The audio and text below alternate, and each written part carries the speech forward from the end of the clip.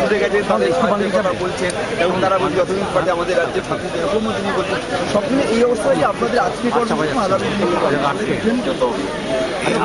আসামের ব্যাপারে আমাদের আজকে কর্মসূচি কলকাতা জেলা বামফ্রন্টের পক্ষ থেকে যেটা করেছে তার আগেও কয়েকটা মিছিল এবং সভা হয়েছে এবং আরও মিছিল এবং সভা হবে।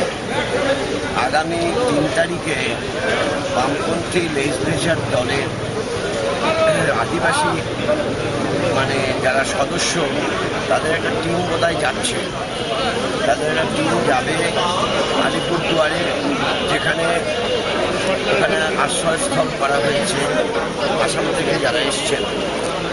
তাছাড়া সমস্ত জেলাতে প্রোগ্রাম হবে, আমরা বসবো, আলোচনা করব, রাজ্য বামফ্রন্টেরও সভা হবে, আমরা নির্দিষ্ট কর্মসূচি নেব। আসামে যে ধরনের ঘটনা ঘটেছে শোনিতপুরে এবং কোকরাঝাড়ে, এটা ভয়ঙ্কর। ঠিক এই ধরনের ঘটনা ঘটেছিল 1998 সালে এবং তখন আদিবাসীদের উপরেই হামলা হয়েছিল, বড় উগ্রপন্থীরা করেছিল, এবারও তাই করেছে।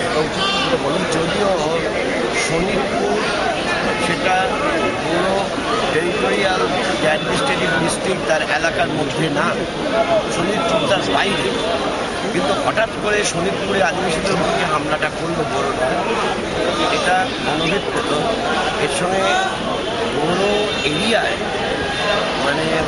বিটিডি এলাকার মধ্যে যে বড় মানুষের সংখ্যা বাড়ানোর যে কৌশল নিতে চাইছে এবং নন বড় মানুষের সংখ্যা কমিয়ে দেওয়ার চেষ্টা করছে, ক্লিনসিং যাকে বলে, এই ক্লিনসিংয়ের একটা অংশ, এই ক্লিনসিংয়ের অংশ হিসাবে কখনোই বড় ল্যান্ডের, বড় এরিয়ার, বড় অটোনমাস ডিস্ট্রিক্ট এরিয়ার যে ডিস্ট্রিক্টে সেখানকার মধ্যে এটা পড়ে না। এটা ভয়ঙ্কর ব্যাপার। যদিও কোকরাঝাড়েও কয়েকটা জায়গায় হয়েছে, কোকরাঝাড় এই বিটিডি এরিয়ার মধ্যে, সেখানে এখন যা রিপোর্ট 1,15,000 মানুষকে গৃহচ্যুত হয়ে গেছে। এই গৃহচ্যুত হওয়া মানুষের মধ্যে অনেকের বাড়িঘর। আচ্ছা, যে কমরেডসের কাছে ব্যানার কোনো মেটেরিয়ালস যা আছে একটু ওই অটোর পাশে এসে জমা দিন।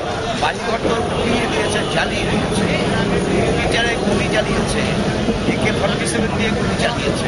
স্ক্রলগুলো যে সমস্ত কমরেডদের কাছে আছে মিছিলে আসা শরীফপুরে এবং ওখানেও অনেকগুলো ক্যাম্প হয়েছে, অনেকগুলো ক্যাম্পে অনেক মানুষ আছে। এখানে সহস্রাধিক মানুষ ছিল আমাদের আলিপুরদুয়ারে।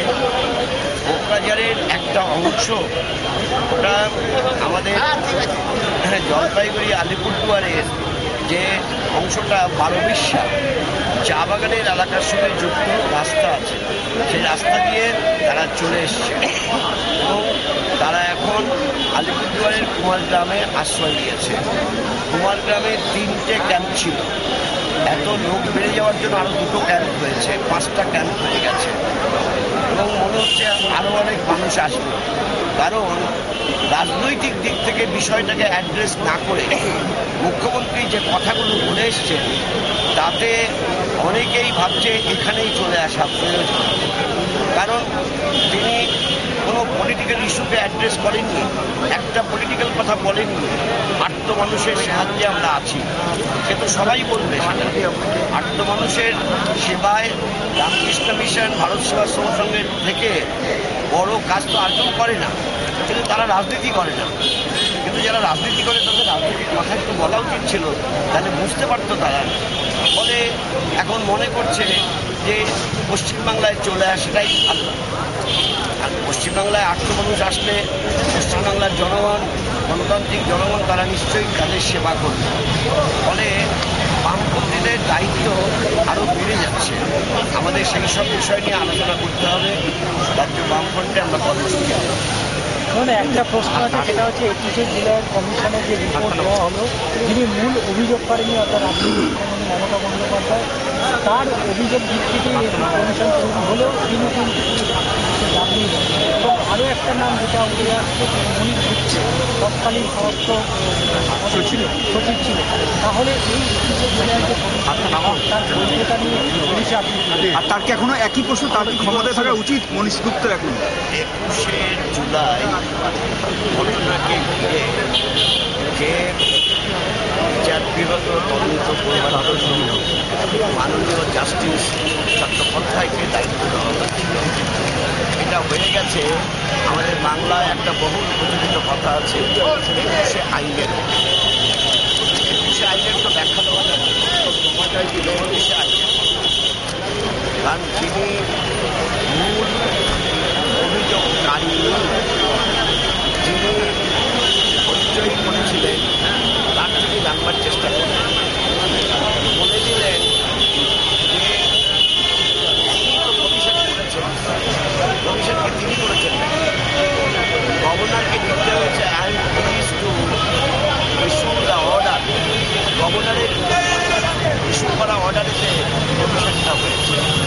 কমিশনের ব্যাপারে কেউ সুপারিশ করতে পারে। কমিশনটা যিনি করেছেন তাকে দেখা হবে, তো অদ্ভুত ব্যাপার। আর যিনি যখন স্বরাষ্ট্র সচিব ছিলেন তাকে জিজ্ঞাসাবাদ করা হলো না, কীভাবে ঘটেছে, কী হয়েছে তার